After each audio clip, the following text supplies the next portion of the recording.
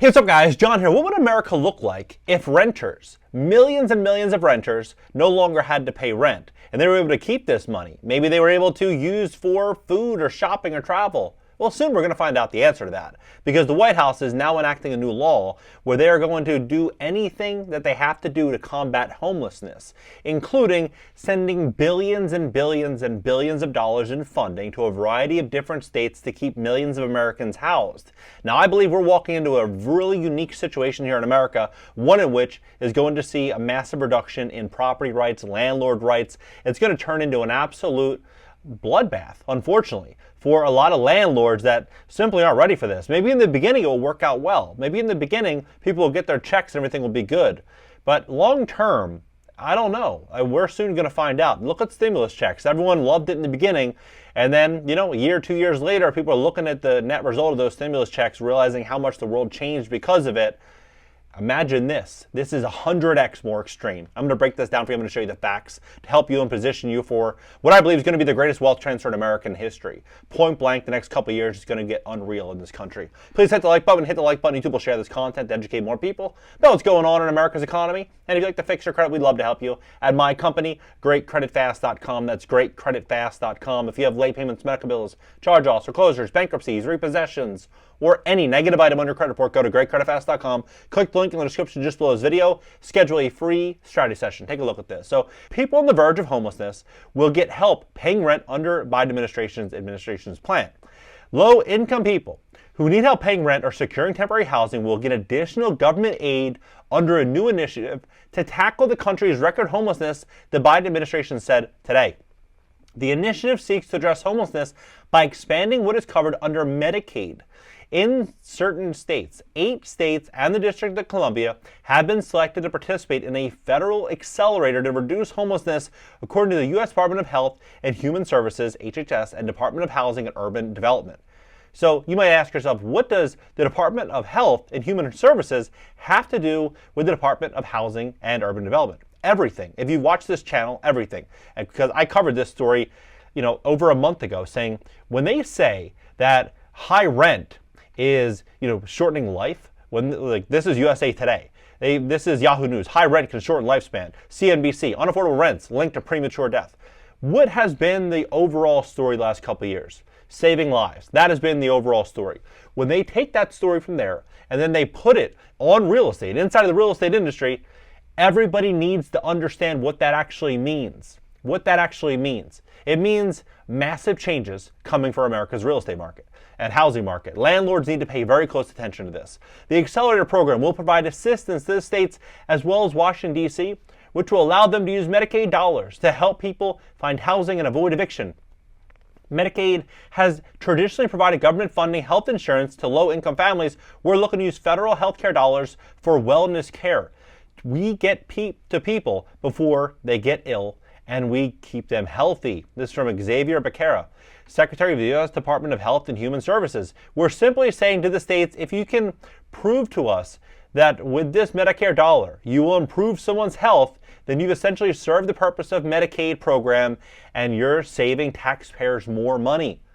Some states already allocate Medicaid funds towards housing support for the homeless, such as California, but with more people experiencing homelessness, the federal government has ramped up the efforts to 8 states: Arizona, California, Hawaii, Maryland, Massachusetts, Minnesota, North Carolina, and Washington and D.C. to improve and to implement the program. Now, if you think it's going to just be in these 8 states, you got another thing coming. You watch. This is going to go from 8 states to 10 to 12 to 15 to 25 to 30 to 50. This is going to continue to spread. The new initiative comes as homelessness in the U.S. has hit a new high. Between 2022 and 2023, the number of people experiencing homelessness grew 12%, which is roughly 71,000 more people to 653,000, according to the December report by HUD. A sharp rise in rents over the past few years has also left millions of tenants spending too much of their income on housing costs, pushing the share of so-called rent-burdened households to an all-time high. Now, what they're saying is pretty shocking here. They are saying the federal government recently issued new guidance on how states can use millions or even billions of dollars on Medicaid to support people's housing expenses, more broadly including rent to temporary housing. The federal accelerator to reduce homelessness will provide assistance to states to implement it. Now, Look at this. They've had this, and I've also talked about this, May 18th, 2023. Today, the Biden-Harris administration will announce the launch of All Inside, a first-of-its-kind initiative to address unsheltered homelessness across the country. All Inside is a key part of All In, the federal strategic plan to prevent and end homelessness, which set a bold goal to reduce homelessness 25% by next year, and ultimately build a country where every person has a safe and affordable home. How can every person have a safe and affordable home? Here's a really good way of looking at this. If insurance and taxes are going to skyrocket, how is that not going to get passed on to the tenant? How? It's going to, unless they step in with some type of national or federal rent control where rents are capped. But if you think about this, if rents are capped and expenses grow, who wants to be a landlord in that world? Not many people. Now, some people might say that's not going to happen. That's not going to happen. Let's look at the WhiteHouse.gov here. And it says over a third of American population, 44 million households, rent their homes. Before the pandemic, well over 2 million eviction filings and roughly 900,000 evictions occurred annually, disproportionately affecting Black women and their children. Since then, rental housing has become less affordable, with some landlords taking advantage of the market conditions to pursue egregious rent increases. Now, remember this word, egregious rent increases, because right here, rent control laws on the national level, Biden administration offers a not-so-subtle push. And they use the same exact term, egregious rent increases. And what they are saying here is that they essentially want to put a federal rent control in place to prevent rent from going up. So you start to connect these dots, it's pretty shocking. Today's announcement recognizes they will be responsible for housing providers, large and small, national and local, willing to treat tenants fairly, but it also holds accountable those who exploit market realities at the cost of renters, housing, access, and stability. So you think about this. What business does not try to make as much money as possible? Which business? Amazon, Walmart, they all have their business models in which they make as much money as they possibly can. There is no business that's not looking for ways in which to grow that is successful over the long term, right? And so when they are targeting landlords as the number one problem, you have to ask yourself, so what is their plan? What is their proposed solution? Well, it's slowly starting to come out. The solution is going to be a large-scale Section 8. And so if this does in fact happen, it might be great for landlords in the short term, but I think long term, you're going to start to see a lot of, green energy upgrades that are required and a lot of different changes that are going to be required. It's going to be a really, really interesting world. They have this renter's blueprint, renter's bill of rights, which, click it right here, it's pretty shocking. So all these different terms and standards, if the White House is paying rent, you have to imagine what that would look like for the landlord. Here are some of the changes. One's clean and fair leases.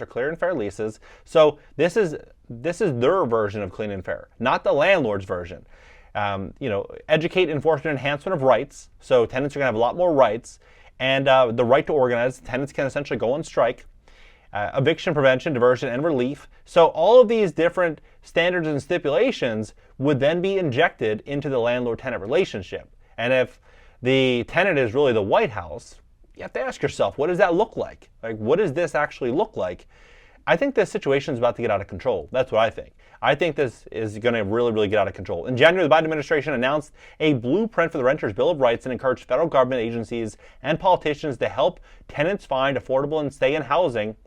The blueprint is only guidance, not law or policy, on types of protections renters need and how to achieve them. The blueprint explains how different agencies can play a role.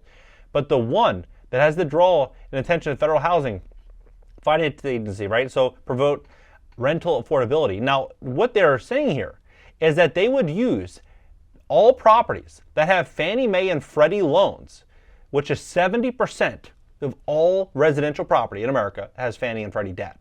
So all of these properties that just coincidentally have government-backed mortgage would be enacted under this rent control. So those that have properties that are paid outright, no mortgage, they can do whatever they want with it, right? But those that have a mortgage backed by Fannie and Freddie would have new terms and stipulations.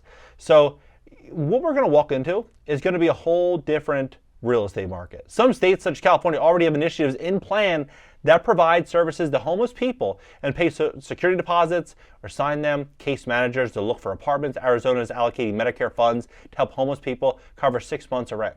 So you tell me, what do you think about this? What do you think about the White House covering rent for millions and millions of Americans in 2024? The more expensive the world gets, the more people are going to look at every single expense. And if rent is 50% or 40% of one's gross monthly income, a lot of fingers are going to get pointed at landlords. They're going to be blamed for it. And you have to realize a lot of landlords also went through a lot of problems the last couple of years as well. The cost to carry buildings has increased greatly. Insurance and taxes have greatly increased. Maintenance and repairs have increased dramatically. I mean, a lot of expenses are being pushed onto landlords. And so if they cannot, push these expenses off to the tenant, I think they're going to push out of these properties and they're going to try to sell them. What do you think about this entire situation? What do you think about, what MetLife Insurance and CNBC and all these mainstream publications said is going to happen in the next 6 years, which is 40% of all single-family homes and rentals in America will be owned by large institutional investors, or maybe even the federal government. Drop below. Let's have a conversation about this. What do you think about real estate in 2024? And if you'd like to fix your credit to position yourself, what I believe is going to be a massive wealth transfer that's already underway in America, we'd love to help fix your credit. If you have late payments, medical bills, charge-offs, foreclosures, bankruptcies, repossessions, or any negative item on your credit report, go to GreatCreditFast.com. Click the link in the description just below this video. Schedule a free strategy session for Monday. Catch you next video.